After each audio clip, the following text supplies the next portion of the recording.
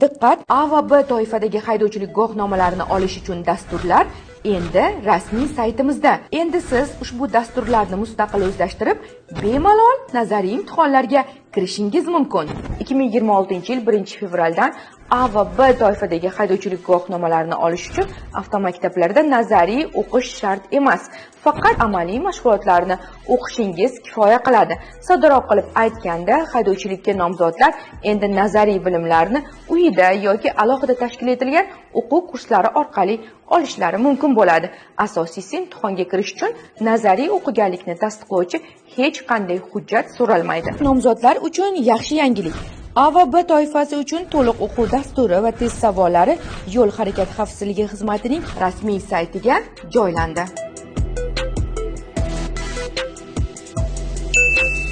Haydovchilik guvohnomasini olish uchun rasmiy saytimizga kiring, uydan chiqmagan holda nazariy bilimlarni egallang.